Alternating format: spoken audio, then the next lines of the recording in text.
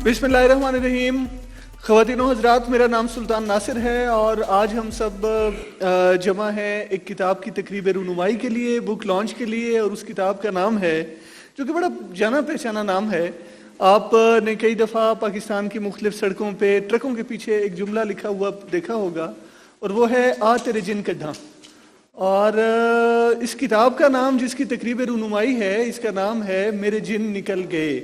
गोया कि जिस काम का ख्वाब कई ट्रकों वालों ने देखा, वो ख्वाब शर्मिंदा ताबीर हो गया और बिलाखिर उसे एक किताबी सूरत मिल गई। और आ तेरे जिन कड्ढा की जो किताब है, ये फाइनली मंजर आम पर आ गई। तो ख़वातीन व हज़रात, ये जो किताब है ये डॉक्टर हामिद अतीक सरवर की है, जो कि सिविल सर्वेंट हैं और डॉक्टर, मेडिकल डॉक्टर थे। इन्होंने MBBS किया। दुनिया की और पाकिस्तान की मुतअद्दिद जामियात से, मुतअद्दिद यूनिवर्सिटीज़ से बहुत बड़ी बड़ी डिग्रीज़ ले चुके हैं। कई तरबियती इदारों में और कई यूनिवर्सिटीज़ में पढ़ा चुके हैं और अपने दफ्तरी मामलात में और सिविल सर्विसेज में एक इंतहाई काबिल, संजीदा, बल्कि इस हद तक संजीदा शख्सियत के जिनको हाल ही में हुकूमत पाकिस्तान की तरफ से बड़े आला एजाज़ात भी उनकी कौमी खिदमात के एतराफ़ में पेश किए गए हैं, उनकी ये किताब है। और हम देखेंगे कि ये एक ऐसा संजीदा और ऐसा सीरियस और पढ़ा लिखा और सीधी सीधी महकमों की बात करने वाला शख्स कैसे मज़ाहिया शायरी की तरफ आया और ये सब कुछ कैसा हुआ। लेकिन इससे पहले कि हम सिलसिला कलाम शुरू करें, और इनकी जो किताब पहली आई जिसका नाम था 18वीं का चांद, ज़ाहिर है 14वीं के चांद तक बात जवानी की होती है, और जब सिलसिला जवानी से ज़रा आगे बढ़े तो फिर 14वीं के चांद के बजाय 18वीं के चांद की तरफ तवज्जो जाती है इंसान की। तो 18वीं के चांद इनका पहला मजमुआ कलाम था गैर संजीदा शायरी का। इन्होंने इसको मज़ाहिया शायरी नहीं कहा, गैर संजीदा शायरी कहा। और अब ये दूसरा मजमुआ कलाम है जिसका नाम है मेरे जिन निकल गए, जिसकी आज तकरीब रूनुमाई है। तो मैं आपको पहले सबका तारुफ करा दूँ डॉक्टर हामिद अतीक सरवर साहब के बारे में। जैसे मैंने आपको बताया कि सिविल सर्वेंट हैं, मेडिकल डॉक्टर थे, उसके बाद सिविल सर्विसेज में आए, बहुत आला ओहदों पे रहे, बहुत सी जगहों पे पढ़ा चुके हैं, बहुत सी जगहों पे पढ़ चुके हैं। पाकिस्तान की जो सिविल सर्विसेज के लोग हैं उनमें से एक बड़ी तादाद उन लोगों की है जो सर के मुतासरीन हैं। यहाँ मुतासर से आप मुराद चाहें तो वो लें कि किसी से इम्प्रेस होना या इंस्पायर होना, और चाहें तो जैसे मुतासरीन ज़लज़ला और मुतासरीन सैलाब होते हैं उस तरह से मुराद लें। डॉक्टर साहब के साथ इनके बाएं हाथ पे हमारे साथ तशरीफ़ रखते हैं जनाब शरीफ आवान साहब, जो किसी तारुफ के मोहताज नहीं। आप भी सिविल सर्वेंट रहे और बड़े आला ओहदों पे फाइज रहे, लेकिन आपका जो सबसे ख़ास तारुफ है वो मौसीकी के हवाले से है। म्यूज़िकोलॉजी में, रागों रागनियों में और जनूब एशिया की जो मौसीकी की शानदार रिवायत है उसमें आपका बहुत ज़्यादा काम है। पाकिस्तान से बाहर, खसूसन यूनाइटेड स्टेट्स में और दूसरी जगहों पे आपने जनूब एशिया की और खसूसन पाकिस्तान की जो मौसीकी है उसको मुतारिफ कराने में बड़ा कलीदी किरदार अदा किया है। तो हमारी खुशकिस्मती के हमारे साथ हैं। और ख़ास बात यह भी है कि आप डॉक्टर हामिद अतीक सरवर के एक ही महकमे से में रहे, फेडरल बोर्ड ऑफ रेवेन्यू में, जो कि पहले CBR था, और उसके अलावा ये शायरी और दीगर फ़नून लतीफ़ा पे भी यद तुला रखते हैं। इनसे भी बात होगी। हमारे साथ तशरीफ़ रखते हैं हारिस खलीक साहब। हारिस खलीक ज़ाहिर है कि बहुत एकम्प्लिश्ड आदमी हैं, आप सभी ने जानते हैं। उनकी शख्सियत की मुख्तलिफ डायमेंशंस हैं और बड़े तवील अरसे से वो इन मुख्तलिफ डायमेंशंस में बड़ा बाकमाल काम कर रहे हैं। आप शायर हैं और न सिर्फ गज़ल के बल्कि नज़म के भी शायर हैं, न सिर्फ उर्दू के बल्कि अंग्रेज़ी के भी शायर हैं, और साथ साथ पंजाबी शायरी भी आपने की है। आप कॉलम लिखते हैं, डॉन में आपके कॉलम्स आप लोग जानते ही हैं कि अक्सर अदबी, इल्मी और फ़नून लतीफ़ा के मौज़ूआत पे आप बात करते हैं। आपकी शख्सियत का एक खासा और आपकी जो खिदमात हैं उनका एक ख़ास पहलू ह्यूमन राइट्स है। तो ह्यूमन राइट्स के हवाले से आप पाकिस्तान के अंदर और पाकिस्तान के बाहर मुख्तलिफ फोरम्स पे मुल्क की नुमाइंदगी कर चुके हैं और बहुत आला इनकी खिदमात हैं। तो इनसे हम बात करेंगे। उनके साथ तशरीफ़ रखती हैं मोहतरमा कुर्रतुल ऐन। आपका ताल्लुक़ सिविल सर्विसेज ऑफ पाकिस्तान से है और आप समाजी मामलात पे, अदबी इशूज़ पे बहुत अच्छा लिखती हैं। लाहौर के अदबी हलकों की आप बड़ी जानी पहचानी शख्सियत हैं और काफ़ी अरसे तक आप लाहौर में मुख्तलिफ मुशायरे मुनक़िद करवाने और बड़ी अच्छी अच्छी शेरी और इल्मी अदबी नशिस्तें کنڈکٹ کرنے میں اور ان کے انعقاد کرانے میں اپنا کردار سر انجام دیتی رہی ہیں. آپ مختلف سماجی ایشوز پہ بھی لکھتی ہیں، ادب پہ بھی لکھتی ہیں، اور سول سروسز میں ہیں اور ڈاکٹر صاحب کی شاگرد بھی ہیں. تو اب ہم اس مختصر سے تعارف کے بعد آتے ہیں اپنے سلسلہ کلام کو آگے بڑھانے کی طرف.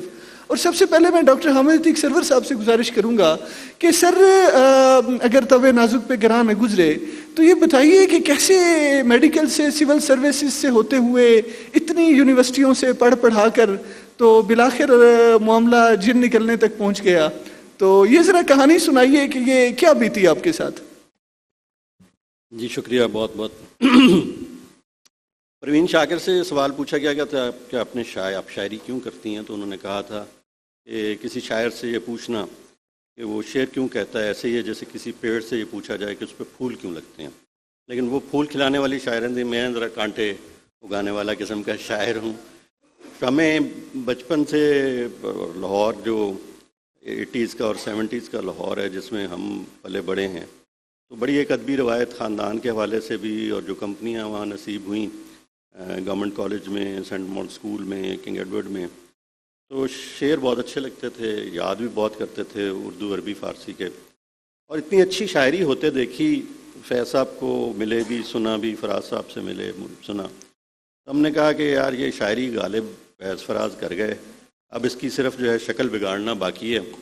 تو میں جو ہے وہ ایک بے بسی کا اظہار زیادہ ہے اس شعر کو اس شکل میں رکھنا جو ہے نا، بجائے اس کے کہ میں اپنی قدرت کی کوئی بات کروں اس میں. سر کہ یہ 18ویں کا چاند تھا، یعنی پہلی کتاب اور پھر اس کا ریسپانس اور پھر دوسری کتاب، اور قدرے یہ بھی کہ آپ مزاحیہ شاعری کی طرف تھوڑے سے دیر سے آئے. سنجیدہ شاعری بھی آپ کرتے ہیں. دیر سے تو نہیں، مطلب یہ کہ چھپا دیر سے، اور مزاحیہ شاعری جو ہے وہ دوستوں کے حلقوں تک محدود رہی. مشاعروں میں نہ تو وقت ملتا ہے اتنا کہ جایا جائے، اور مشاعراتی شاعری جو فوری طور پہ کہکا اور رسپانس دے، وہ میں نے جو بتایا کہ تربیت ہوئی تھی اور جو شعری محاسن ہم نے اپنے بزرگوں کے اور اپنے کلیگز کے دیکھے، اس کو دیکھتے ہوئے دل نہیں کرتا تھا کہ اس بالکل جو ہے کراؤڈ کا رسپانس فوری، جو یوسفی صاحب نے لکھا ہے نا کہ جو شعر بیک وقت 2 لاکھ لوگوں کی سمجھ میں آ جاتا ہے وہ شعر نہیں ہوتا. تو اس سے پرے رہا تو وہ چیزیں اتنی منظر عام پہ نہیں آئیں. پھر تنگ آ کے کووڈ کا دن آئے تو پھر پہلی کتاب چھاپ ڈالی، پھر 4 سال گزرے ہیں تو دوسری ہو گئی، اب زندگی رہی تو پھر تیسری بھی اس طرح ہوتی رہے گی، کیونکہ اب یہ سلسلہ چل نکلا ہے. لیکن یہی ہے کہ میں خود شعر میں بہت کالج کے زمانے سے، جب ہماری کو ایجوکیشن کے سال شروع ہیں تو دل کرتا ہے نمایاں ہونے کے لیے کہ ان میں شاعری کی جائے، تو تب سے شروع ہے. یہ ہے کہ اب آ کے تنگ آ کے چھاپنا بھی شروع کر دی. بہت شکریہ سر. اب ہم شریف اعوان صاحب سے گزارش کریں گے کہ آپ ڈاکٹر حامد عتیق سرور کے ساتھ آپ کی دوستی بھی اور آپ کا محکمانہ تعلق بھی، اور پھر حرف و صوت اور شعر و سخن کا ربط ایک بڑا ربط ہے اہل قلم ہونے کا. تو آپ ان کی شخصیت اور ان کی شاعری کا جو کے حوالے سے جو آپ کا مجموعی تاثر ہے اس پہ کچھ روشنی ڈالیے. بہت شکریہ جناب. 18ویں کا چاند آئی تو اس وقت پذیرائی تو اس کو بہت ملی، اور سوال یہ اٹھا کہ آگے کیا ہوگا. عام طور پر ہمارے ہاں سچی بات ہے پہلی کتاب آ جاتی ہے تو وہ شاعری ختم بھی ہو جاتی ہے لوگوں کی. اور بہت پہلے جب کیسٹ کا زمانہ تھا تو ہمارے یہاں یہ جملہ تھا کہ فلانا گانے والا صرف ایک کیسٹ کی مار ہے، دوسری کیسٹ نہیں اس کی آتی تھی. اب ان بچوں کو یہ بتانا کہ وہ کیسٹ کیا ہوتی تھی. لیکن میرے جن نکل گئے، ماشاءاللہ پبلش ہوئی ہے. بہت مبارک ہو ڈاکٹر صاحب آپ کو. اس کتاب کے آغاز میں انور مقصود صاحب نے اور عباس تابش صاحب نے بڑی عمدہ باتیں کی ہیں. خود صاحب کتاب نے ایک تفصیلی تحریر لکھی ہے جس میں اپنا تخلیقی سفر بھی بتایا ہے اور عقیدہ بیان کیا ہے فن کے بارے میں. جیسے ابھی بھی وہ کہہ رہے تھے کہ جو بہت زیادہ لوگوں کو سمجھ میں آ جائے وہ ادب نہیں ہوتا. پھر وہ تو ہم ان کے لیے واقعی دعا گو ہیں کہ ان کا یہ سفر جاری رہے. محکمہ انکم ٹیکس میں، جس کو انکم ٹیکس کہتے تھے، بعد میں IRS بن گیا، FBR بھی کہتے ہیں، لیکن خصوصیت کے ساتھ انکم ٹیکس کا جو محکمہ ہے اس میں تحقیق، ادب، زبان کے بڑے لوگ گزرے ہیں. عبدالعزیز خالد، ڈاکٹر جمیل جالبی، جمیل الدین علی، راحت نسیم ملک، مختار علی خان پرتو روہیلا کمال کے عربی فارسی کے عالم تھے، اور غالب کے مترجم، غالب کی فارسی کلام کو انہوں نے پورا ترجمہ کیا تھا اردو میں. سید محمد شمیم صاحب ہمارے موجود ہیں اس وقت، بڑے سینئر کمشنر. اس میں ان کا ایک سیشن بھی ہے اسی پروگرام میں، اور بھی بہت سارے لوگ.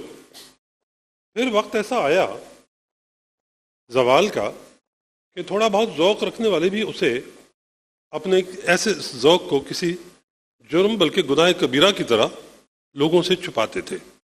لوگوں سے مراد میری FBR والوں سے.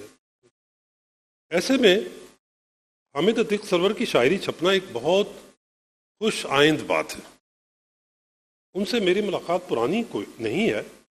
2017 میں اسٹاف کالج کا سیشن شروع ہوا، اور تعارفی سیشن، اور پھر وہ دوستی کہ اللہ کا شکر ادا کیا جائے، فخر کیا جانا چاہیے اچھے انسانوں کے ساتھ ملنا.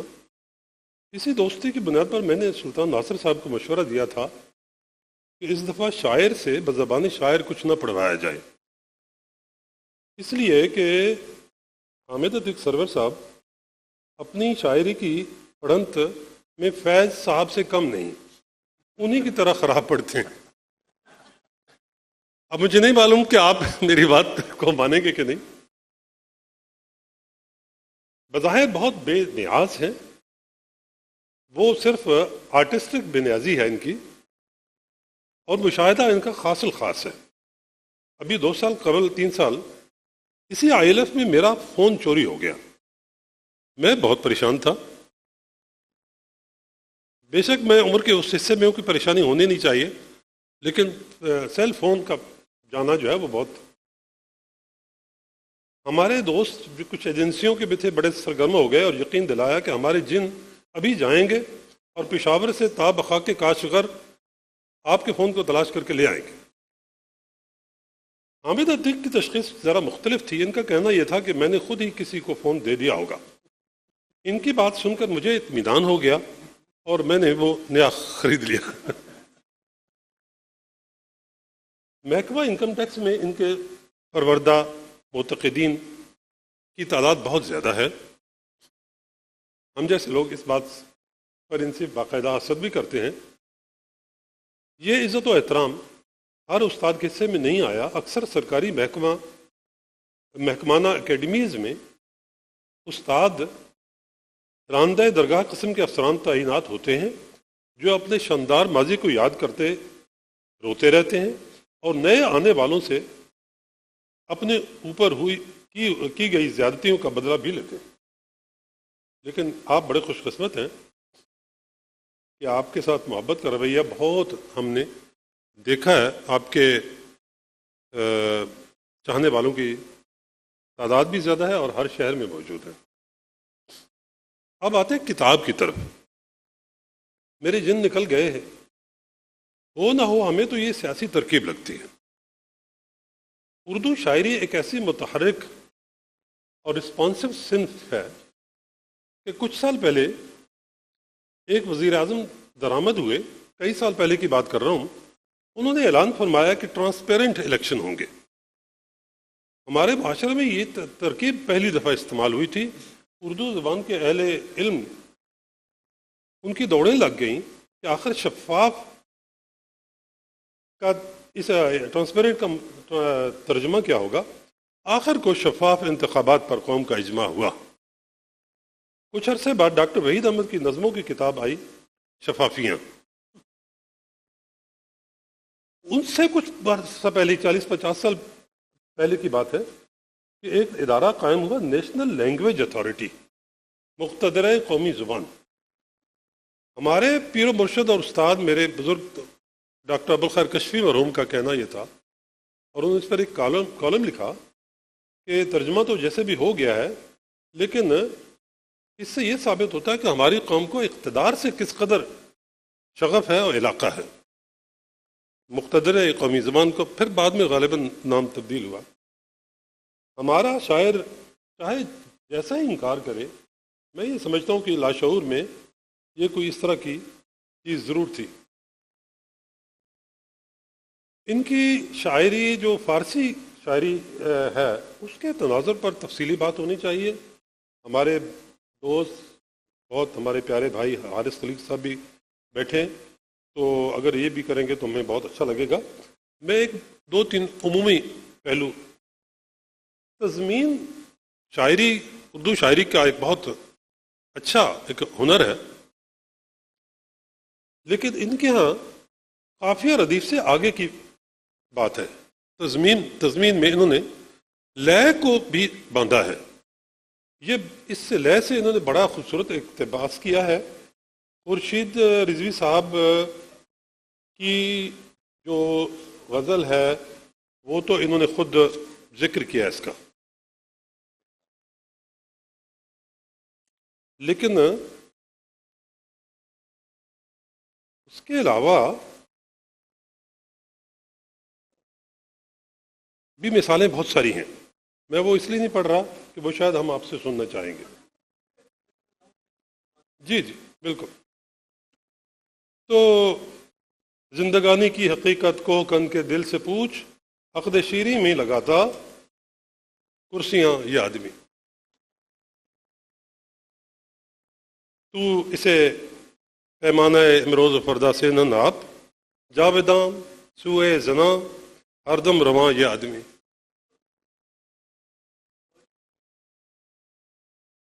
آگے اسی مثال میں عرض کروں گا، آوارگی والی غزل ہم میں سے کس کو یاد نہ ہوگی؟ اس دشت میں ایک شہر تھا وہ کیا ہوا آوارگی. اب انہوں نے جو اس پر لکھا ہے کوئی آوارگی کا لفظ استعمال نہیں کیا، اور یہ جیت کا زمبابوے کی ٹیم سے شکست ہوئی تھی. ہماری ٹیم کو یہ جیت کا جلتا دیا کیوں بجھ گیا زمبابوے. اس میچ میں ایک ملک تھا وہ کیا ہوا زمبابوے.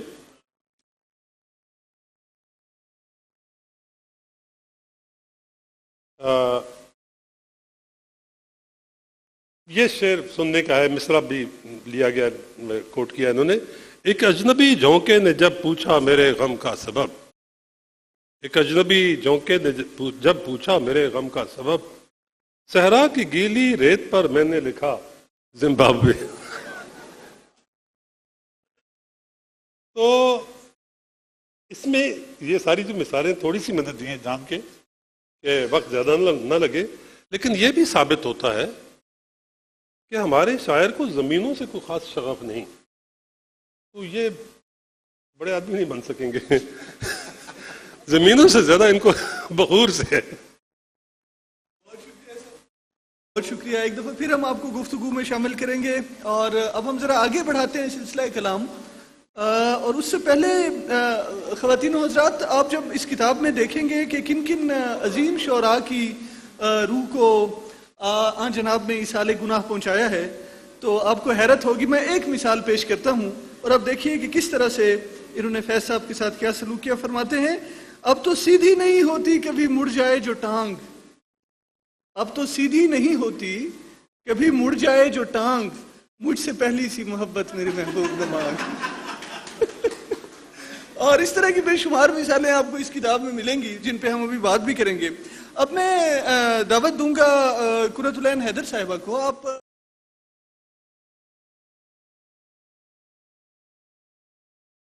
تو آپ بتائیے کہ آپ اردو شاعری کی جو مزاح کی روایت ہے، اس سارے منظر نامے میں ڈاکٹر صاحب کی جو اردو شاعری مزاحیہ شاعری ہے، غیر سنجیدہ شاعری، اس کو کیسے دیکھتی ہیں، اور کیا آپ کا مجموعی تاثر ہے اس مزاحیہ شاعری کے حوالے سے؟ شکریہ سلطان ناصر صاحب. میرا خیال ہے کہ اس کو غیر سنجیدہ کہنا جو ہے وہ بذات خود ایک سنجیدہ بات نہ ہوگی. یہ بہت سنجیدہ شاعری ہے، صرف غیر سنجیدہ طریقے سے سنائی گئی ہے. ڈاکٹر صاحب کو میں جب سے ہم سروس میں آئے کچھ 13 سال سے میں جانتی ہوں، اور میں نے پہلے بھی ایک جگہ ذکر کیا تھا کہ ان سے میری پہلی ملاقات جو ہے وہ اکنامکس کی کلاس میں ہوئی، اور یہ اکنامکس پڑھا رہے تھے اور مجھے اکنامکس بالکل پسند نہیں تھا.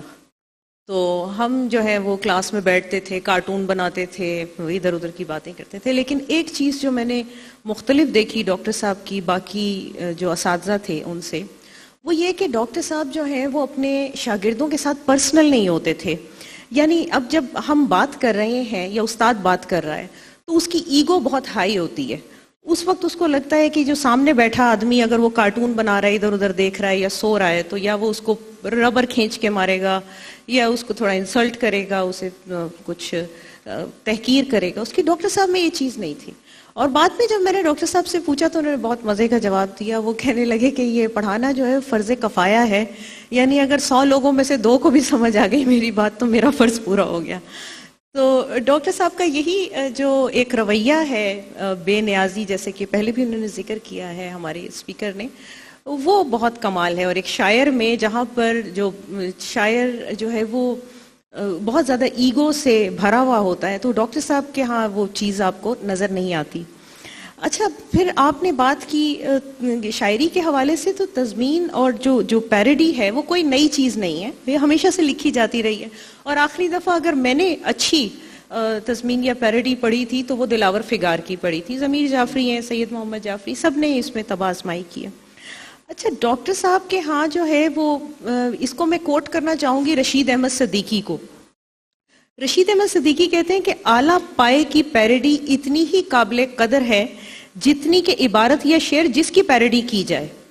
یعنی یہاں کہنے کا مطلب یہ ہے کہ جو مزاح ہے وہ کوئی آسان یا سہل چیز نہیں ہے، خاص طور پہ اگر اسے ذہانت یا ذکاوت سے پیدا کیا جائے. اور ڈاکٹر صاحب کے ہاں آپ کو وہ ملتا ہے. ان کے ہاں ردیفوں کا انتخاب جو ہے نا، اس کے بارے میں وہ کہوں گی معذرت غالب کے ساتھ کہ ردیفوں کے انتخاب نے چمکا دیا مجھے. تو وہ ایسا کمال ہے کہ آپ کو ان کا جو لینڈسکیپ ہے ردیفوں کا، وہ کوئی 800-900 سال پہ محیط ہے. آپ رومی سے شروع ہو جائیں، حافظ، رومی، بیدل، غالب، اقبال، فیض، راشد، جان، اور اس سے لے کر آپ حمیدہ شاہین یا بالکل جو نئے شاعر ہیں ہمارے عمیر نجمی عمار، یعنی ان کو بس ردیف پسند آنی چاہیے. پھر یہ ہے اور وہ ردیف ہے. اور اس کے بعد جو ہے وہ ہم آپس میں مذاق بھی کرتے ہیں کہ کچھ شاعروں کو تو اپنی وہ غزل سنانی بھی نہیں چاہیے کہیں پر، کہ جن کے اوپر یہ طبع آزمائی کر چکے ہیں. اچھا، اوریجنل بھی ان کی ردیفیں بڑی کمال کی ہیں، جیسے میرے جن نکل گئے اور بہت سردی ہے. تو اور کچھ جو ایسی ہیں جن کا انہوں نے استعمال کیا ہے، اس میں بھی بڑی ایک کمال کی چیز پیدا کی ہے، جیسے کہ چے بجا شدھ. چے بجا شدھ فارسی میں، مطلب میں اب یہ سوچ رہی ہوں کہ صاحب ذرے سب آپ میں سے کافی لوگ فارسی جانتے ہوں گے، سب نہیں جانتے ہوں گے، تو کہتے ہیں کیا خوب ہوا، جس کو ہم کہتے ہیں بہت اچھا ہو گیا، یہ ٹھیک ہو گیا. اس کے کئی معنی ہیں، یہ کئی کونوٹیشنز ہیں، اور ڈاکٹر صاحب نے اس کے ساتھ اتنا اچھا انصاف کیا. میں یہاں پر ذرا اس حوالے سے 2 شعر صرف نا، کہ صحرا میں آیا نقش وفا شدھ، چے بجا شدھ یعنی ٹھیک ہو گیا. اور رنگت میں تیرا قیس توا شدھ، چے بجا شدھ یہ بھی ٹھیک ہو گیا. اچھا، پھر کہتے ہیں کہ جو مائل بھی نہیں، دور بھی جانے نہیں دیتا، اور دروازہ دل بند نہ وا شدھ، چے بجا شدھ. تو پھر فرماتے ہیں کہ دنیا سے توقع ہے. ان کے ہاں ایک جو ہے وہ ہمدرد پاکستانی جو ہے وہ ہمیشہ ہر غزل میں موجود ہوگا. دنیا سے توقع ہے ملے عزت و تکریم، پلے نہیں دھیلا نہ ٹکا شدھ، چے بجا شدھ. تو اس میں بلکہ آپ بات کو آگے پڑھائیں تو پھر میں آگے اس میں ایک اگلی بات جہاں سے میں شروع کرنا چاہوں گی اس کا ایک ہنٹ دے دوں کہ اس پہ ضرور آپ بات کیجئے سلطان صاحب کے ہیومر اور وٹ یہ 2 الگ چیزیں ہیں. تو ان کے حوالے سے ضرور آپ میں چاہوں گی کہ گفتگو میں کہیں اس کا ضرور ذکر کریں، کیونکہ ڈاکٹر صاحب جو ہیں وہ مکمل وٹ ہیں، وٹ سے بھرے ہیں اور ہیومر نہیں ہے صرف. نہیں، بہت عمدہ باتیں آپ نے کی. اچھا، یہ جو بہت سردی والی ہے نا ردیف، یہ عطا شاد کی ہے. وہ ہے کہ سے باہر ہے زمستان، بہت سردی ہے، ابھی مت جاؤ میری جان، بہت سردی ہے. اور آپ نے اس کی کیا حالت کی، میں ایک مثال پیش کروں. فرماتے ہیں کہ آج رہنے دو میری جان، بہت سردی ہے, چلے, اور گیزر بھی نہیں آن, بہت سردی ہے, یہ ڈاکٹر صاحب فرماتے ہیں. وہ عطاشات کی زمین ہے. اور جیسے آپ نے بتایا, دیکھیں حافظ شیرازی اور بیدل دہلوی سے لے کے عطاشات اور حمیدہ شاہین اور ہمارے افتخار عارف صاحب تک, یعنی کون, ابن انشاء اور فیض صاحب اور ناصر کاظمی, اور کون کون سے لوگ ہیں جن کی زمینوں میں آپ نے تباہ آزمائی, یا تباہ آزمائی کے لیے اگر کوئی اور مناسب لفظ میرے پاس ہوتا تو میں وہ بھی عرض کرتا, وہ نہیں کی. تو بہت عمدہ اور بہت خوبصورت. اب ہم آگے بڑھتے ہیں اور تھوڑا سا اس غیر سنجیدہ لفظ میں جو ایک سنجیدگی بھی شامل ہے اس کو ملحوظ رکھتے ہوئے حارث خلیق صاحب کی طرف جاتے ہیں. حارث خلیق صاحب ایک سینئر لیول پہ سرو کرنے والا سول سروینٹ, ایک ہائیلی اکمپلشڈ پڑھا لکھا آدمی, جب اس قسم کے جملے بولتا ہے کہ یہ کنجر میرے آزمائے ہوئے ہیں, جب کیونکہ مجھے لگا کہ شاید آپ نے بہت دیکھے اور آپ اس پہ اچھی بات کر سکیں. بالکل ٹھیک. نہیں ایک تو جی, اور جی میں اگر اپنا سوال پورا کر لوں, یہ جو سماج کا جبر ہے جو کبھی کبھی ایک انتہائی سنجیدہ آدمی کو ایک آؤٹ برسٹ پہ, ایک جو اپیرنٹ بظاہر ایک بڑی بے معنی سی آؤٹ برسٹ ہوتی ہے, اس کی طرف لے آتا ہے, اس پہ آپ کیا کہیں گے؟ کیونکہ آپ ہیومن رائٹس کے حوالے سے بھی آپ کافی کام کر چکے ہیں اور سوسائٹل ایشوز پہ بھی آپ کی کافی گہری نظر ہے, اس پہ کچھ روشنی ڈالیے. بہت بہت بہت شکریہ. سب سے پہلے تو ڈاکٹر حامد عتیق سرور کو بہت مبارکباد. بہت ہی عمدہ کتاب ہے, لیکن خواتین و حضرات یہ تو مجھے کہنا ہی تھا, کیونکہ میں 4 حاضر سروس ٹیکسیشن اور ریونیو کے افسروں کے ساتھ بیٹھا ہوا ہوں اور مجھے ایک کونے میں انہوں نے بٹھایا ہوا ہے. وہ آپ سوچیں کہ کبھی ہیومن رائٹس کمیشن کو نوٹس آ جاتا ہے, کبھی میرا اکاؤنٹ اٹیچ ہو جاتا ہے, تو مجھے تو تعریف ہی کرنی ہے آج. تو یہ تو بڑی اہم بات ہے.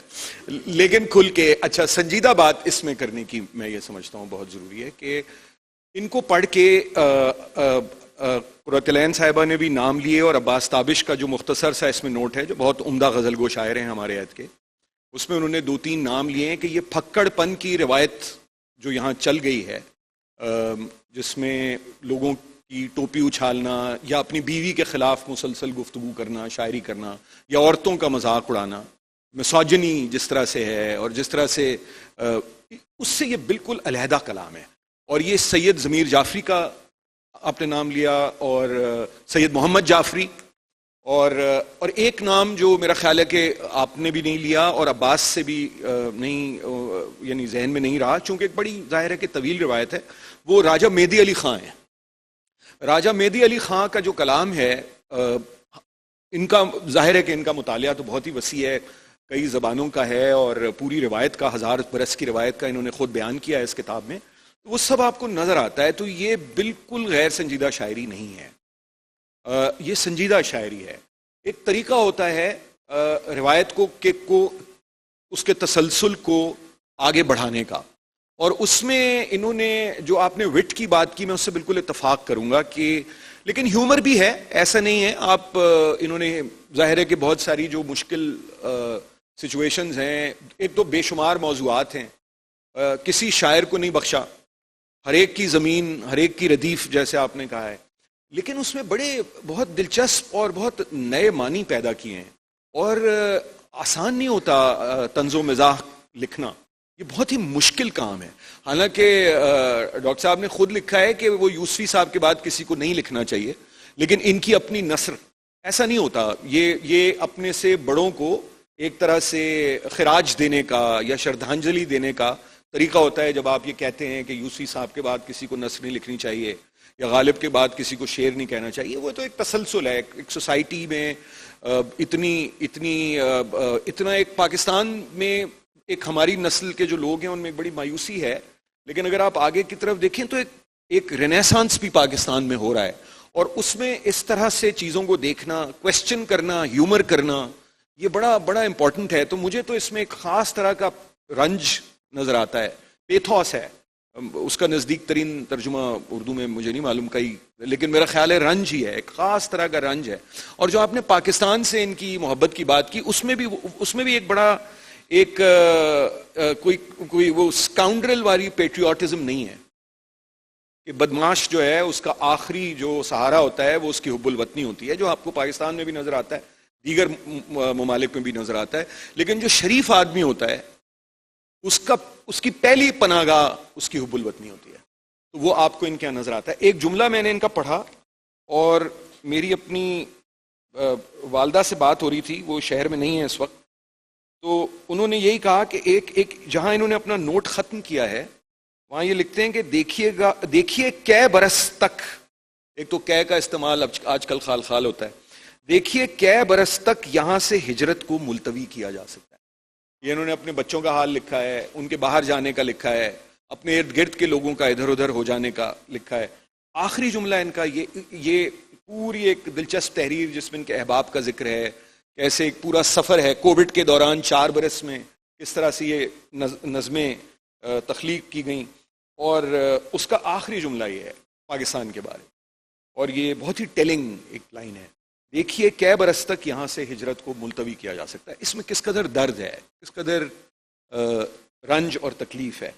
اچھا، ناصر کاظمی کی ایک انہوں نے بے شمار انہوں نے کی ہیں، جنیوا کی زبیدہ کی واپسی، زبیدہ مطلب بطخ، اب کہاں کہاں سے انہیں آزادی کی پاپاں، یہ جو شاعر مشرق کے سچے خواب کی تعبیر پاں، قائد اعظم کا سارا حاصل تعمیر پاں، یہ جو آپ دیکھتے ہیں نا یہ جو پی پاں جو 14 اگست کو ہوتی، ہاں یہی خدشہ تھا دل میں بو کلام آزاد کے، یہ وطن لے کر کریں گے صورت شمشیر پاں.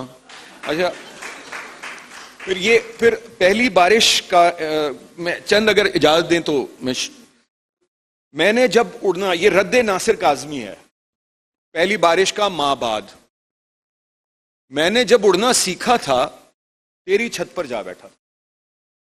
اب جو لوگ پہلی بارش سے واقف ہیں، آپ میں سے بیشتر لوگ ہیں، تو وہ اندازہ ہوگا کہ کس قدر بالکل یہ لگ رہا ہے کہ ناصر کاظمی خود کہہ رہے ہیں، اور یہ ان کے جو کتب خانے سے کوئی ان کی فائل چرا کے لے آئے جس میں اصل نظم یہ ہے پہلی بارش.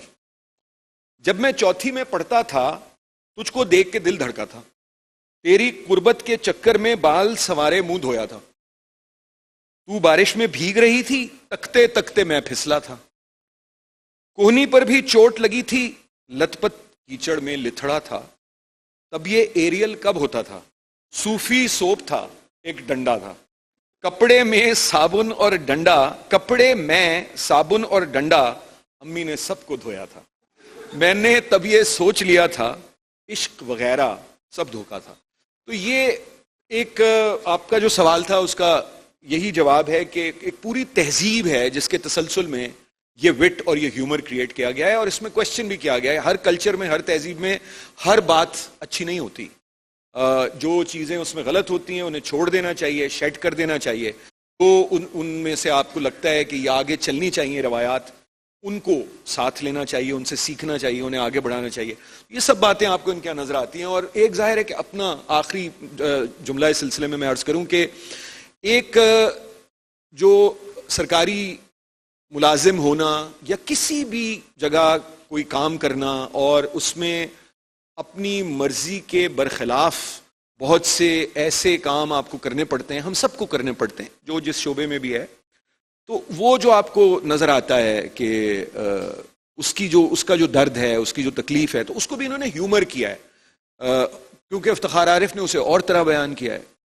انہوں نے اپنی مجبوریوں کو، اپنی پیشہ ورانہ مجبوریوں کو، سماجی دباؤ کو، سیاسی حالات کو، وہ انہوں نے اور طرح سے اس کو ہیومر کر دیا ہے. تو اس سے یہ ہوتا ہے کہ آپ سمجھ بھی جاتے ہیں کہ کیا بات ہوئی، اس سے آپ یعنی ہنس بھی اٹھاتے ہیں، مگر آپ کو یہ اندازہ ہوتا ہے کہ یہ کام ایسے نہیں ہونے چاہیے جیسے ہو رہے ہیں، اور جو ایک کلیکٹو کا فرد پہ دباؤ ہے وہ کس قدر تکلیف دہ ہو سکتا ہے ایک ذی شعور اور ایک حساس انسان کے لیے.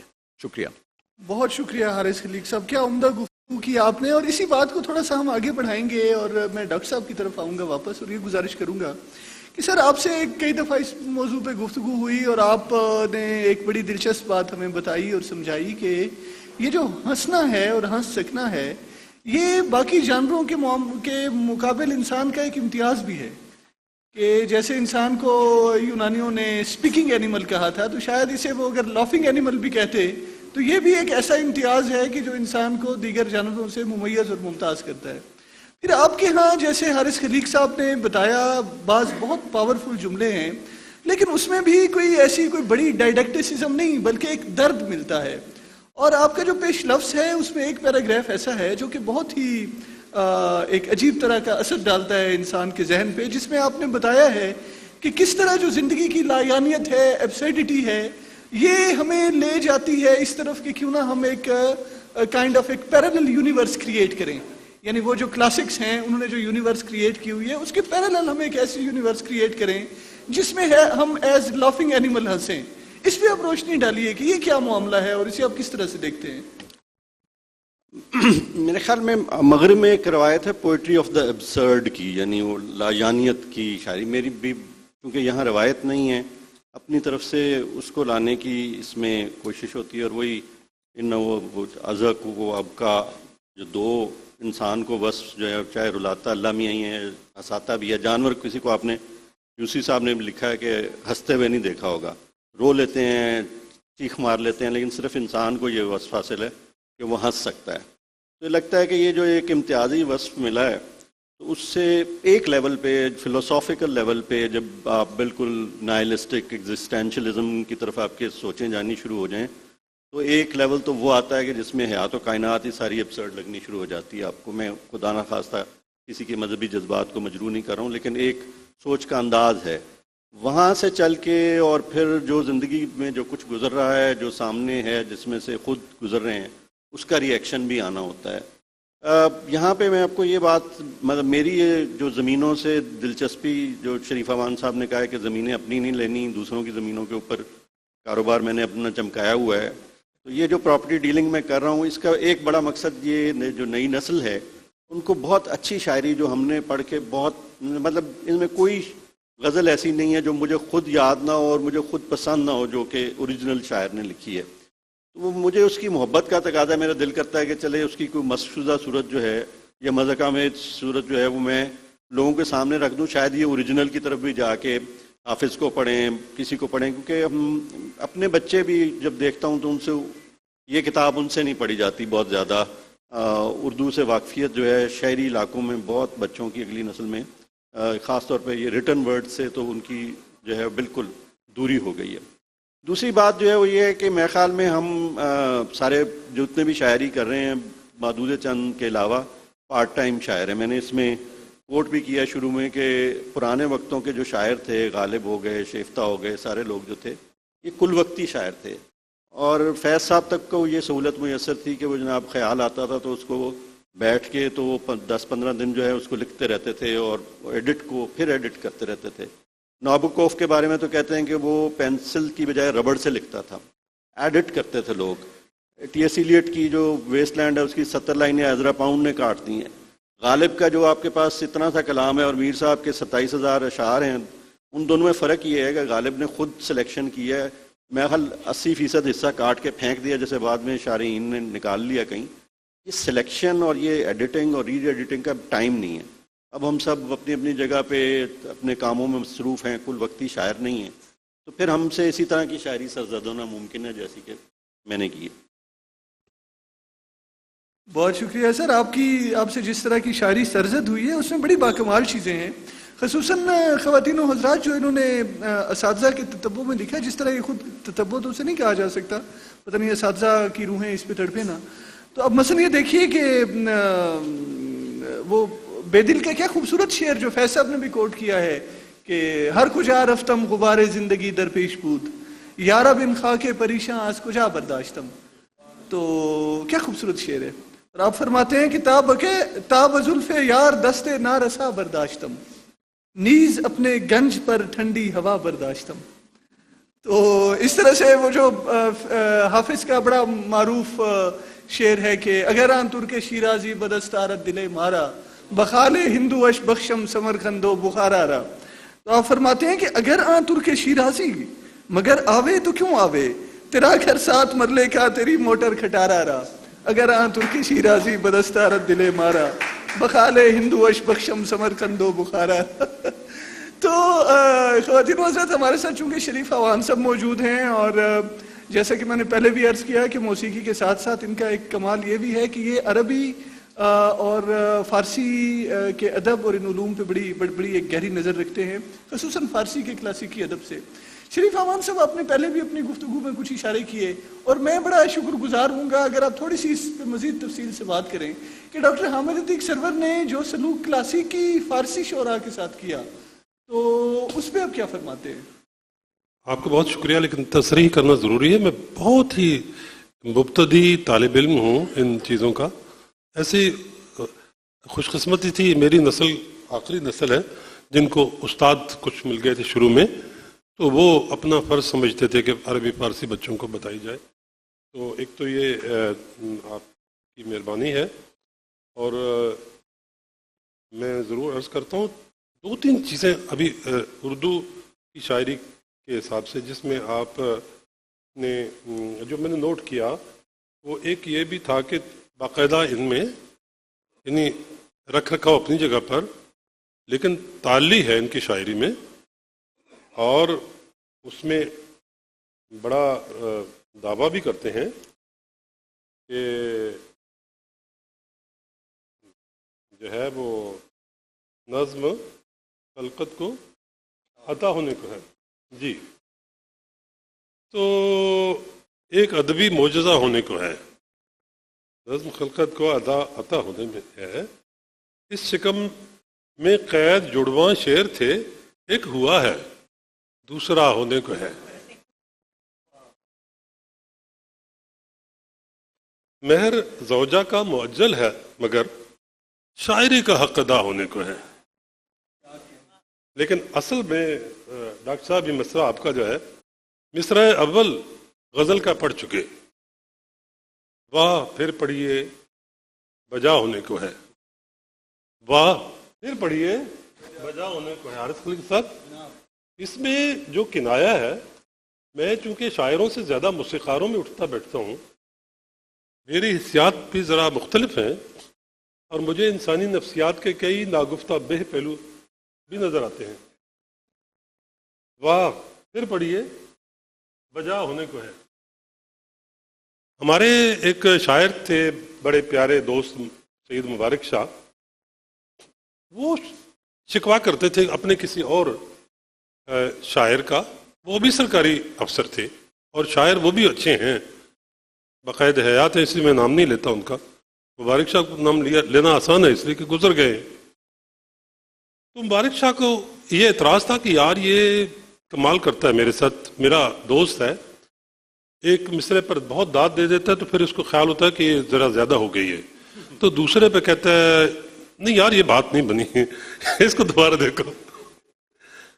اگلے پر پھر کہتا ہے ہاں ٹھیک ہے یہ چل جائے گا کہ یہ چل جائے گا. تو یہ بھی ایک ساری نفسیات ہے انسانی، اور ان سب سے ہمارے پالے پڑتے ہیں، اس میں تو کوئی شک نہیں ہے. فارسی کے بارے میں سر ڈاکٹر صاحب آپ نے جو فرمایا ہے وہ تو خود انہوں نے مان لیا ہے کہ طرز بیدل میں ریختہ کہنا اسد اللہ خان قیامت ہے. اب ہم کیا کہیں کہ یہ قیامت خود حامد عتیق سرور نے خود اپنے سر لے لی. اردو زبان اور فارسی عربی کا تعلق، اس کے بارے میں کوئی رائے مختلف نہیں ہے. بہت سارے لوگ جانتے ہیں، سارے ہی لوگ جانتے ہیں کہ بہت سارا جو ہے وہ اثر ہماری زبان پر فارسی کا ہے، عربی کا بھی ہے. لیکن کیا یہ محض یک طرفہ ایک سوال اٹھتا ہے کہ کیا یہ محض یک طرفہ ہے؟ فارسی بھی ایک زندہ زبان ہے، ہمیشہ سے زندہ زبان تھی. تو زندہ زبانیں اپنے ہاں سے اثر لوگوں کو دوسری زبانوں کو دیتی ہے، پر لیتی بھی ہیں. ان کے ہاں سب کے ہندی ایک باقاعدہ اسلوب طے ہوا، اور وہ سر جی جس میں کہ فارسی میں ہندوی تراکیب، تشبیہات، استعارے، ان کا استعمال ہوا. تو فی زمانہ اس طرح کی کوئی کوشش جو ہے، اس طرح کا کوئی مشر میل ایک قابل تحسین بات ہے اور عمدہ مثال ہے. اور میں یہاں یہ عرض کروں گا کہ حامد عتیق سرور پہلے شخص نہیں ہے اس طرح کے فارسی تراکیب کو استعمال کرنے والے. ہمارے یہاں تقسیم سے پہلے کشمیری پنڈت ہوا کرتے تھے، ان کو بڑا شوق ہوتا تھا فارسی بولنے کا، اور فارسی ان کی گلابی سی ہوتی تھی، اور وہ فارسی کا استعمال بڑے اچھے طریقے سے کرتے تھے اور وہ اس پر بہت فخر کرتے تھے. لیکن وہ آہستہ آہستہ کر کے ایک وقت آ گیا کہ وہ کشمیری پنڈتوں کی فارسی کہلانے لگی. ہمارے استادوں نے اس طرح کے کچھ شعر ہمیں بتائے تھے، مثلا کہ شرم کے کتی است پیشے مردہ نہ آیت. شرم کے کتی است، میں ترجمہ نہیں کروں گا چاہے فارسی ہو پنجابی ہو. پیشے مردہ نہ آیت اگر بھی آیت سوٹا بزن. تو مطلب یہ چیز اتنی خوبصورت ہے. انہوں نے یہ مرعوب نہیں ہوئے فارسی کے تراکیب سے، اشارات انہوں نے لیا اور کھلم کھلا پنجابی محاورے میں استعمال کیا. ہمارے مہماندار سلطان ناصر صاحب کو اس بات کو کھلا تیزاد نہ سمجھیں. ہم اردو شعری روایت میں اسے ایک عمدہ اور وقی ایزاد عرض کریں گے. اب آگے سر جو چیزیں ہیں وہ ہیں میرے پاس لکھی ہوئی کہ یہ ان کے فارسی کلام میں سے کچھ پڑھنا ہے، تو وہ مناسب نہیں ہے، وہ ان سے پڑھاتے ہیں. پھر آپ اگر آپ نے ارادہ کر تھوڑی لیا سی گفتگو کرتے ہیں اور پھر انیس کو ہم چونکہ وقت بھی ختم ہونا چاہتا ہے، بس یہ چاہوں گا کہ حارث خلیق صاحب سے میں ایک بات پوچھوں.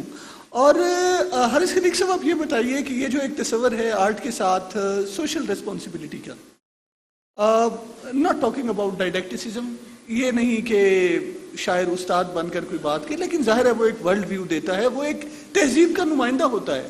ہم ان کے ہاں دیکھتے ہیں کہ ان کے ہاں مزاح کے باوجود، طنز کے باوجود غیر شائستگی یا کوئی رقیق چیز نہیں آتی جو ایک طبع موضوع پر، ایک طبع شائستہ پر بہت زیادہ ناگوار گزرے. ایک جگہ پہ انہوں نے لفظ کنجر استعمال کیا اور اس سے پہلے وہ باقاعدہ معذرت لکھی، لیکن وہ حقیقت یہ ہے کہ اتنا اسٹرانگلی وہ لفظ آتا ہے اور وہ جو ہماری سوشل ایبسرڈیٹی ہے اس کو اتنا اچھی طرح سے ایکسپلین کرتا ہے کہ ان کو کرنا پڑا. ذرا اس پہ آپ تھوڑی سی روشنی ڈالیے گا، پھر ہم سر کو کہیں گے کہ اپنی شاعری کچھ سنائیں. جی بہت شکریہ. پہلے بھی میں نے عرض کیا تھا کہ سوشل رسپانسبلٹی وغیرہ نہیں ہوتی انٹینشنل، اور اگر وہ انٹینشنل ہے تو وہ کام صحافیوں کے کرنے کا ہے، وہ اساتذہ کرام کے کرنے کا ہے، ان کی سماجی ذمہ داری ہوتی ہے. آرٹسٹ کی سماجی ذمہ داری ایسی ہونی چاہیے جو درون سے اس کے پیدا ہو، یعنی بطون میں ہو.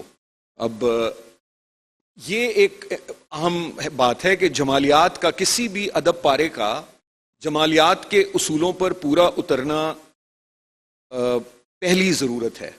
پھر اگر آپ کو اس میں، ورنہ تو دیکھیے نا ایبسرڈٹی کی جو آپ نے پوری جو اس کی بات کی، یا مجھے ایک اور شاعرہ یاد آ رہی تھیں، وہ انگریز ہیں، میرا خیال ہے لیٹ 70s میں ہوں گی، پیم ایز شاید انہیں کہتے ہیں. تو وہ ہیومر بھی کرتی ہیں اور وہ ایبسرڈ کلام بھی ان کا ہے. اسی طرح اور بھی ہیں.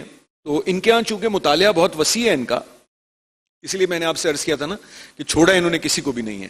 تو ان کا چونکہ کئی زبانوں کا گہرا مطالعہ ہے، اور تو ان کے ہاں وہ ساری چیزیں اکٹھی ہو گئی ہیں. لیکن وہ جو سماجی ذمہ داری کا احساس ہے، یا جو میں نے آپ سے کہا تھا نا کہ ملک سے محبت کا جو ایک احساس ہے، یا اپنے ارد گرد ہونے والی چیزوں کو اچھا دیکھنے کا، انہیں خوشگوار بنانے کا، معاشرے کو صحت مند بنانے کا جو ساری ایک خواہش اور ایک احساس ہے، وہ ان کے اندر سے پیدا ہوتا ہے. تو میرا خیال ہے آرٹ کی یہی ذمہ داری ہوتی ہے. اور اتفاق ایسا ہے کہ بڑے آرٹسٹ کے اندر چونکہ یہ چیزیں اندر سے پیدا ہوتی ہیں، تو وہ جمالیاتی جو شرائط ہیں کسی بھی ادب پارے کی، وہ کروڈ بھی، وہ بہت یعنی جمالیات کا صرف یہی مطلب نہیں ہے کہ گل و بلبل کی اور خوبصورتی بیان کرنا. بعض اوقات وہ بہت ہی ایک بھیانک اور ایک خوفناک صورتحال کو اسی شدت کے ساتھ بیان کرنے کی صلاحیت بھی رکھتے ہیں. وہ بھی جمالیات کا حصہ ہے، یعنی ایسٹیٹکس کا حصہ ہے ان اے ڈفرینٹ سینس. ان کے یہاں وہ سب موجود ہے اور وہ اندر سے آیا ہے، اور یہی آرٹسٹ کو کرنا چاہیے. اب دلچسپ بات یہ ہے کہ جو لوگ وابستہ ہوتے ہیں اپنی تہذیب سے، اور جو وابستہ ہوتے ہیں اپنے لوگوں کی بھلائی دیکھنا چاہتے ہیں، بڑے آرٹسٹ وہیں سے زیادہ جنم لیتے ہیں. وہ آپ کو نظر آ جائے گا. وہ آپ کو پابلو نرودا گارسیا, فریڈریکو گارسیا لورکا سے لے کے, اسپینش سے لے کے عربی میں محمود درویش تک, اور محمود درویش سے اردو میں فیض احمد فیض تک, اور پنجابی میں استاد دامن تک, اور شیخ ایاز اور غنی خان اور گل خان نصیر آتے, وہ سب ہمارے قبیلے سے ہیں. شکریہ. بہت عمدہ, بہت شکریہ, کیا اچھی باتیں آپ نے کی. میرا خیال تھا کہ شاید ہم کچھ مزید بھی گفتگو کر سکیں, لیکن چونکہ دامن وقت بڑا تنگ ہے تو ظاہر ہے یہ تو ہو نہیں سکتا کہ ہم شاعر سے کلام شاعر و زبان شاعر کی درخواست نہ کریں. اور سر آپ جو بھی سنائیں بسم اللہ, لیکن ایک میری فرمائش ہے, میں ماڈریٹر ہونے کی لبرٹی لیتے ہوئے, یہ انشا جی کی بڑی خوبصورت ایک جو نظم تھی, فرض کرو ہم اہل وفا ہوں, فرض کرو دیوانے ہوں, فرض کرو یہ دونوں باتیں جھوٹی ہوں, افسانے ہوں, اس کے ساتھ جو آپ نے سلوک کیا, تو اگر آپ وہ بھی ارشاد ضرور فرمائیں تو بہت اچھا لگے گا. سچ مچ کے میں خانے اور فرض کرو تمہیں خوش کرنے کے ڈھونڈے ہم نے بہانے ہوں, تو یہ بھی ہمیں بہت پسند تھی. تو یہ فرض کرو 2.0 ہے کہ فرض کرو ہم جاٹ وڑائچ, فرض کرو ملکانے ہوں, فرض کرو ہم جاٹ وڑائچ, فرض کرو ملکانے ہوں, فرض کرو یہ دونوں باتیں جھوٹی ہوں ہم رانے ہوں, اور فرض کرو یہ دشت میں مجنوں دیوانوں سا پھرتا ہو, اور فرض کرو صحرا میں اس کا سگریٹ پان کا کھوکھا ہو, اور فرض کرو یہ ٹیڑھا افسر لمبا مال کماتا ہو, اور فرض کرو یہ ترچھا ہو کر ویگن میں گھر جاتا ہو, اور فرض کرو اس پیار کی خاطر دل سے ساگ بنایا ہو, فرض کرو اس پیار کی خاطر دل سے ساگ بنایا ہو, فرض کرو یہ ہفتوں پہلے ہمسایوں سے آیا ہو, اور فرض کرو سرکار خوشی سے تم پر صدقے واری ہو, اور فرض کرو پھر جیب پہ بھاری ٹیکسوں کی تیاری ہو, اور فرض کرو ان بابا جی پر لڑکی کا دل آیا ہو, فرض کرو ان بابا جی پر لڑکی کا دل آیا ہو, فرض کرو سب کنفیوژن ہو اصلاً اس کا تایا ہو, اور فرض کرو یہ انشا جی نے فرضی ڈھونگ رچایا ہو, اور فرض کرو یہ بات کا ڈھب ہو دل کا حال سنایا ہو. سلطان ناصر صاحب, ایک بات چھوٹی سی میں اس درمیان کر, یہ جو یہاں ادب کے طالب علم اور ادب کے اساتذہ موجود ہیں, ان کو یہ بات علم میں ہونی چاہیے کہ یہ ہمارے بہت بڑے قداور ادیب اور شاعر مختار صدیقی صاحب کے بھانجے ہیں. چونکہ یوم اقبال ہے, ویسے میں بتایا کہ چونکہ زمانہ مختلف ہے اس لیے شاعری مختلف قسم کی چلتی ہے. مجھے محمد جعفری شعر یاد ہے, ایوب صاحب کی کابینہ بنی تھی, تو انہوں نے کہا تھا کہ عجیب طرز کے اب کی بنی ہے کابینہ, نہ کوئی اہل نظر ہے نہ کوئی نابینا. تو اس طرح کے بیچ کے دور سے ہم گزر رہے ہیں, تو اسی قسم کی شاعری سننے کو ملے گی. ایک یوم اقبال کے حوالے سے ہزاروں سال کی نرگس کہ قوم کو اب چاہیے ایک دیدہ ور پیدا کرے, قوم کو اب چاہیے ایک دیدہ ور پیدا کرے, اور ممکن ہو اسے نرگس کے گھر پیدا کرے, اور تجربے کے گر کوئی مثبت نتائج جا رہے ہیں, ملتمس اس سے ہوں اب بارے دیگر پیدا کرے, اور دونوں دیدہ ور تلاشیں اپنی اپنی منزلیں, ایک دل مضبوط رکھے ایک جگر پیدا کرے, اور ایک کا چکر ہو بالی ووڈ کی ہیروئن کے ساتھ, دوسرا گوری حسیناؤں میں بر پیدا کرے, اور اس طریقے سے ایک آزادی دلائے وادی کشمیر کو, ایک امریکی صدارت میں سسر پیدا کرے, اور ایک مشرق کو بنائے اوج کی آماج گاہ, ایک مغرب میں نیا افراط زر پیدا کرے, اور قرض بھی موقوف ہو جائے ہمارا تابد, بین الاقوامی اداروں میں اثر پیدا کرے, اور ملک میں صنعت گری سے دانائیں گندم بنے, اور زراعت اصل سونے کے مٹر پیدا کرے, اور تیل فارس کا بلوچستان سے اچھلا کرے, گیس پاکستان میں نکلے قطر پیدا کرے, اور اس طرح سے خواب پورا ہو سکے اقبال کا, اور وطن مرتبہ نرگس کے سر پیدا کرے. اس طرح کل پرسوں جون ایلیا صاحب کا دن تھا, تو ان کی بھی ایک طویل بہر کی غزل ہے, اس کا بھی ہم نے اسی طرح سے کہ چھوڑ جانے کی دھمکی نہیں کارگر, تم کہاں جاؤ گے ہم کہاں جائیں گے, اس سے پہلے ہی مرتا ہے سارا نگر, تم کہاں جاؤ گے ہم کہاں جائیں گے. اور ہم نے ملتان جانا تھا جا نہ سکے, دھند بھی آج کل, ہم نے ملتان جانا تھا جا نہ سکے, تم نے لاہور آنا تھا آ نہ سکے, یوں محبت میں آرام سے بیٹھ کر تم کہاں جاؤ گے ہم کہاں جائیں گے، اور ہم کو دنیا میں خوباں نے دھوکہ دیا، اس کو جنت میں حوروں نے ٹرخا دیا، شیخ عقبہ میں برباد اور ہم ادھر، تم کہاں جاؤ گے ہم کہاں جائیں گے، اور کیس پاؤں سے سر تک اٹا ریت میں، اور رانجھا کسی بھینس کے کھیت میں، جب ملے تو ہوئی گفتگو مختصر، تم کہاں جاؤ گے ہم کہاں جائیں گے، اور شہر کے گنجلک راستوں میں بنا ایک پل دوسرے سے یوں گویا ہوا، کوئی نقشہ دکھاؤ ہمیں ڈھونڈ کر، تم کہاں جاؤ گے ہم کہاں جائیں گے۔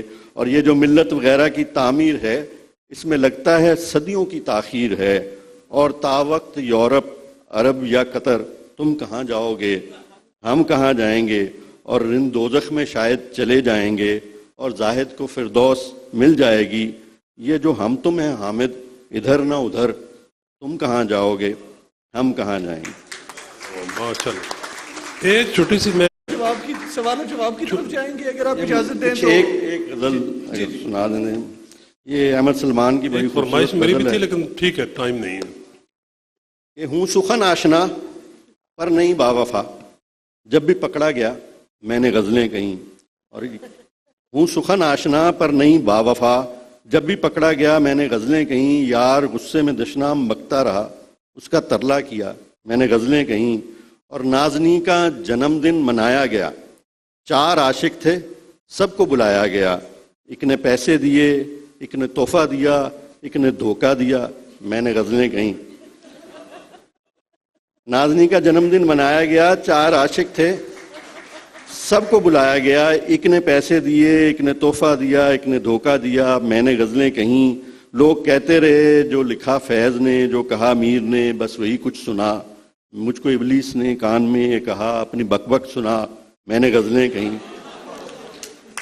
اور ملک پر جب بھی غاصب نے قبضہ کیا، آپ لڑتے رہے آپ کا حوصلہ، میں تھا مارا ہوا تنگی رزق کا، سو قصیدہ لکھا میں نے غزلیں کہیں۔ اور عشق 2 ہی ملے میں نے دونوں کیے، ایک لاہور میں ایک کراچی کیا، میں تھا پنجاب کا پھر مہاجر ہوا، میں نے مائیا لکھا میں نے غزلیں کہیں۔ اور ذکر کیسے کریں وصل کی رات کا، کیسے بتلائیں حال اس ملاقات کا، گولیاں کھا کے بستر پہ وہ سو گئی، اس کو سر درد تھا میں نے غزلیں کہیں، اور اس سے الفت تو تھی پر وہ پڑھتی رہی، پھر ولایت گئی ڈھونڈ لی نوکری، میں نے ایم اے کیا لیکچرر لگ گیا، اس کے لڑکا ہوا میں نے غزلیں۔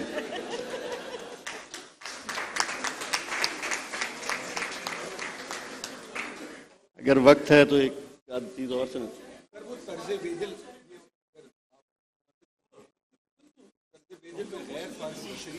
ہم تو طرز بدل سننے کے لیے بیٹھے تھے، اور میں اپنے دوستوں سے عرض کروں کہ آپ نے کہا تھا کہ کوئی اگر انٹرسٹ پیدا ہو، میں اعتراف کرنا چاہتا ہوں، اپنے جو محترم دوست میرے بڑے سینئر بھی بیٹھے ہیں، بھائی ہمارے بیٹھے ہیں، بہنیں بیٹھی ہیں، اور بچوں کے سامنے میں اعتراف کرنا چاہتا ہوں کہ اس کتاب کا ایک اثر مجھ پر یہ ضرور ہوا کہ میں نے اپنی جو فارسی کا سبق تھا وہ شروع کر دیا دوبارہ۔ یہ طرز بے دل میں غیر فارسی شریف، کچھ ایسی دھند امکان او جلوہ نہ شد پیدا، کہ وہ پیدا نہیں ہوا اس کے امکان جلوے کا، کچھ ایسی دھند کے امکان او جلوہ نہ شد پیدا، ہمیں رستہ نہیں ملتا بے او ہیلا نہ شد پیدا۔ اور اگرچہ خانہ آبادی کا 4تھا سال ہے شاید، اگرچہ خانہ آبادی کا 4تھا سال ہے شاید، ہزار امروز و فردا شد ولے کاکا نہ شد پیدا۔ اور ہم اس کو چاہتے ہو غیر سے اس کو محبت ہو، خداوندہ درش کے ماں یہ الجبرا نہ شد پیدا۔ اور چلن محبوب کا غالب سے ہم سے ایک جیسا ہے، ہمیشہ وعدہ فردا مگر فردا نہ شد پیدا۔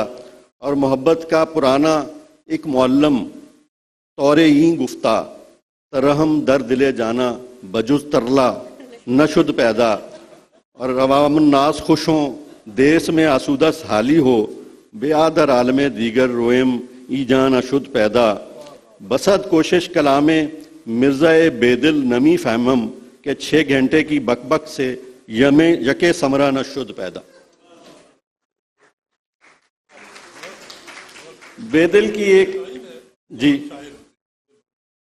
ہم شاعر ہوتے ہیں, میں وحید احمد صاحب کو ناراض کر دیں گے. جی یہ جو کتاب ہے میرے جن نکل گئے, یہ بک کارنر جہلم نے چھاپی ہے, اور یہاں بک کارنر جہلم کا سٹال موجود ہے, وہاں سے آپ یہ کتاب خرید سکتے ہیں. اور اگر آپ جلدی جلدی کوئی خریدنا چاہیں تو میرا خیال ہے سر دستخط بھی کر دیں گے, اگر دستخط کرنے کے ساتھ اپنے ٹیکسٹ نہ لیں تو.